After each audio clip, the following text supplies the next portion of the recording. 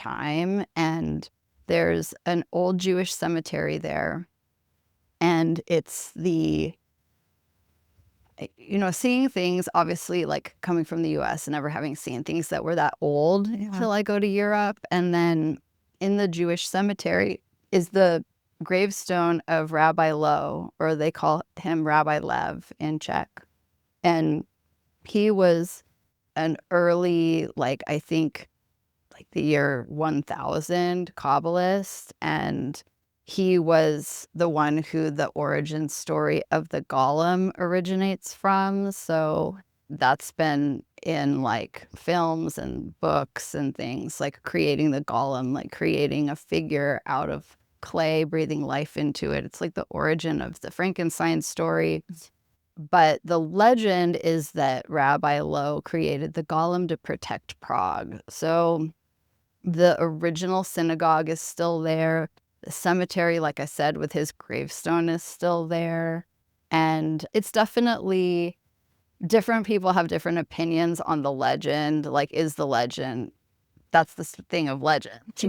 Like, how much of it is historical, how much of it is fictional, but to be able to go there and stand before that gravestone and just have that experience took everything that I was learning and just in a very kind of book study, but also lecture format with my teachers kind of way, and it made it evocative and it made it real, and it just planted a seed that has had me going back to Prague ever since. So the last trip, that was my 4th time there, and that's when I took my students. So 40 of us went along with William, and we met Czech Hermeticists. We made connections with them before we went, and they're fantastic. And so we went to Prague, and then we traveled throughout the Czech countryside, and we went to some castles into the forest, and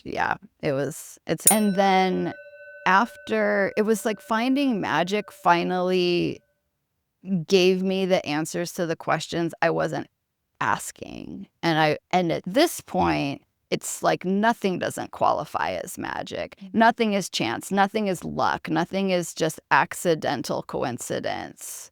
So I look around my life at this point in time, and I just think literally every single occurrence is magical. Everything is because of magic. But it would be hard to say early, to your point, when did I kind of think that magic was real? It would have had to have been when I finally had that word to give it. And a lot of things, I think, because I am a person that just I throw myself into things so full force that a lot of times it's not until retrospect that I look back and go, oh, damn, that was the reason. I will tell you the reason why I have prerequisites.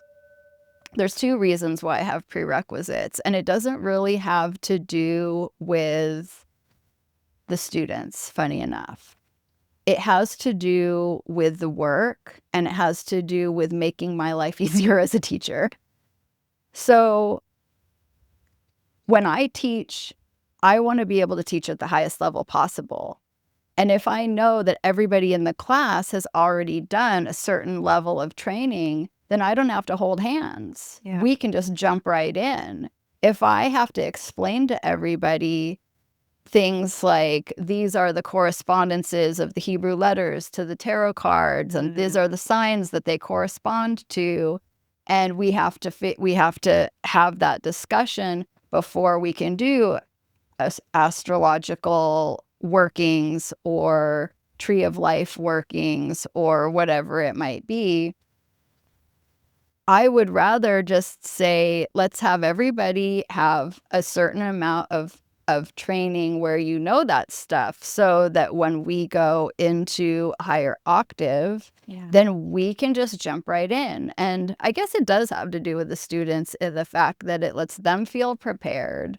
And it also builds this very cool respect between the students of this school, because when you're in class with somebody, even if you're just online, you know that the other students in the class share some background with you. And so it just builds this, it's like not just a group of strangers at that point. It's like everybody kind of has this unspoken knowing of like, okay, we've already kind of done those steps together, which is very different than taking a class where you don't know where everyone's at a different level. Of course, still people will be at different levels. But then the other part of it is the reverence to the work itself. There I go, like bringing that up again, because I am working with a particular tradition that is an initiatory tradition, and yet our school is self-initiatory. So by having prerequisites, it is a way of honoring the mysteries practicing. And I will just say, like, let me use an example from my tarot reading. So I've been reading tarot also professionally for 20 years. And I was just telling a client this yesterday because I just had a brand new client. And when I started reading tarot, I insisted that the person asked me a question. What did they want to ask the universe? And then I would take it upon myself to help them reframe the question. So if they were asking, when am I going to meet the love of my life? I would say, okay, well, let's reframe that in a more empowering way and ask, is there anything I can do to make meeting the love of my life happen sooner or make that more viable? Or is there any blockage that I have to meeting the love of my life that I can work on? So basically, like taking the question and making it actionable in some way, or putting the responsibility on the person. And I thought that I was such a helpful and brilliant reader for doing that, you know? And I would say that I read that way for about 7 years. Then I went through a period, I can't even recall what got me on this mindset, but suddenly I had this change of mindset that I did not want to hear the question. In fact, I didn't want the person to say anything. You know what? Okay, this is when I started to do more clairvoyant readings, where it was like I didn't necessarily need to use the cards. I was just channeling. And so I would tell the person, come in, sit down, say nothing. Don't tell me anything. If you have a question, just think about it. But so I went from like, let's totally workshop the question to complete silence. I said, just let me do my thing. You listen to me. And then once you've heard what I pull through for you, then if you want to ask a question afterwards, you can. Okay, so I would say maybe like another 3 or so years, I went that way. Then I had it was like these different like graduations in my reading. Then I got to this point where I said, you can ask a question or not ask a question. It's up to you. Like if you want to say something, you can. If you don't want to say something, you don't have to. But I was still kind of trying to steer their question into something that I thought would be more helpful for them. And then I would say in the last 7 years, I completely let all of it go. And I'll tell you what, Vivi, I don't give a shit anymore what or how people want to ask. If they want to ask a question and I think that it could be framed better, none of it matters. Spirit's going to say what it needs to say regardless. It doesn't matter how you ask the question or how mindful it is, or if the person's silent or if they say a lot.